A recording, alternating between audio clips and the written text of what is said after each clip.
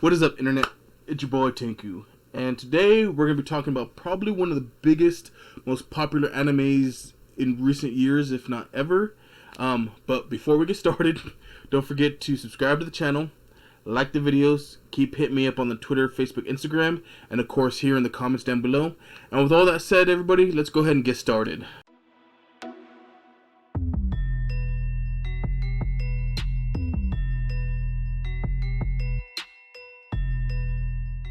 Okay, so I was gonna hold off on doing this video, but a new trailer dropped for it today, and I'm talking about Boku no Hiro Akademia, or My Hero Academia. For those of you who actually are living under a rock and don't know it, I think everybody knows this anime. Again, one of the most popular animes out right now. I mean, going on its fourth season coming up in October.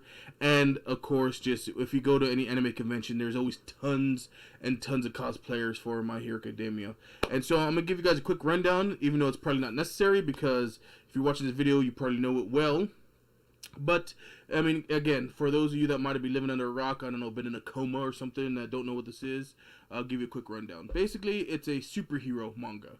And one of the reasons why it's so revolutionary is because there's not a ton of superhero-esque type mangas. A lot of U.S. comics and superheroes, of course, DC and Marvel and all that good stuff. But there wasn't really a ton in Japan, and this one came out and it blew up. And it revolves around our hero, Midoriya. His name is Deku. That's his nickname, so I'll just be referring to him as Deku from now on. And basically, in this world, people are born with quirks, and basically means superpower. So they have some sort of superpower. There is a very small portion of the population what is quirkless, which means they don't have a superpower, and Deku is one of them. And so he's only ever wanted to be a hero. Even after he found out he was quirkless, he wants to be a hero. He studies heroes very intently. He has notebooks upon notebooks about heroes and things. And one day he meets All Might, who is the symbol of peace, the creme de la creme, the hero, the Superman of this story. He is it. He's the guy. Well, he finds out that All Might's power could be passed on, and he chooses Deku to be his successor. So Deku gets his power, and it's about him going to UA High, which is a high school to teach you how to be a superhero, because it's very structured. You got to get a license, you got to go to school for it, you got to do all this stuff.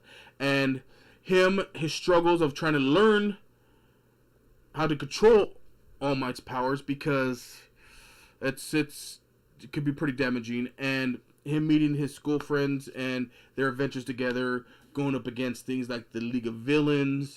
He gets put in class 1A.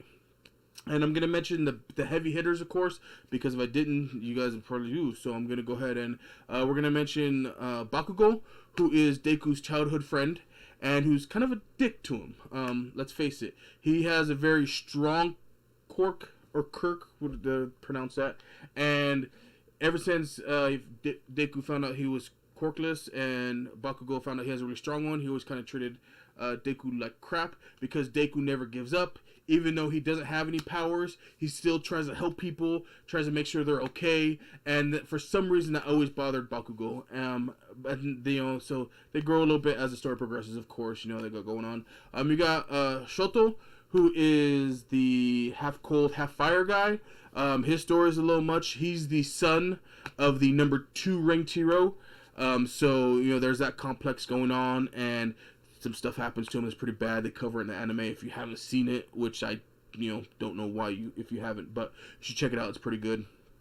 Then we got Uraraka, who is she can touch things and make them zero gravity. She is very strong-willed. Her whole point of becoming a hero is to make her family's life a lot easier, because her parents work very hard and she just loves her parents, things like that. She's kind of Deku's love interest almost. She kind of likes him, and the progression of it's pretty cool. I like the way that's going on. You got Ida, who is the son of a famous hero association his brother is the head of.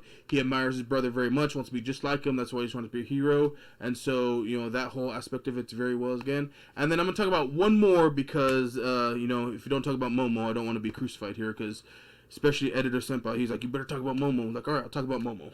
and she's a rich girl, very kind, very nice, and she has the power of a creation where she can like synthesize stuff in her body and pull it out, and that's her quirk, and she can make things. But she's a very nice girl, and she's probably the most well liked person in the entire class because her kindness and things like that towards people. And then you got the rest of Class 1A.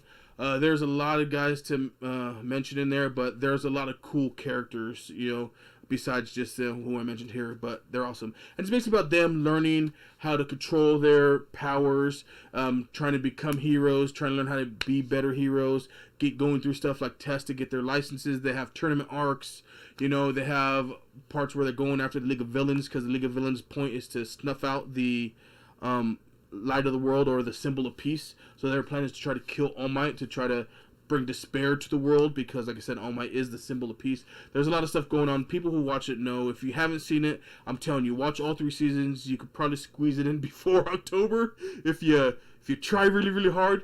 But the reason why I mentioned it is because, again, season 4 is coming out, and the show is amazing. I've refrained from reading the manga after season 3 ended, even though it was going to be a little longer for season 4 to come out than normal, because I want to keep that anticipation inside of me. I want to be like, I want to see what's coming. After everything's all said and done, I might go back and read it, because I like to compare stuff. And there's also a movie. So if you're into that, the movie here in the States, when they released it in a couple theaters in my area and sold out immediately. It made a lot of money for an animated movie. It like broke records for that here in the States. Me and my, Editor Senpai here tried to get tickets to go. We couldn't even get tickets to go. We had to wait till it got released on video, have it imported just so we could watch it. So that's how popular this is. I know you guys already know this, but again, for people who don't know, I'm telling you, watch My Hero Academia. It's such a great storyline. All the characters are compelling.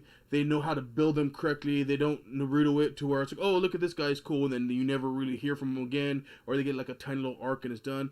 Everybody is really well developed, and I think everybody likes it. But tell me what you guys think. You think I'm crazy for praising My Hero Academia so much, or do you think I'm correct? Hey, yeah, you're right. It's such a great anime. Everybody should watch it. Tell me what you got. Tell me what you guys think below in the comments on Twitter, Facebook, and Instagram.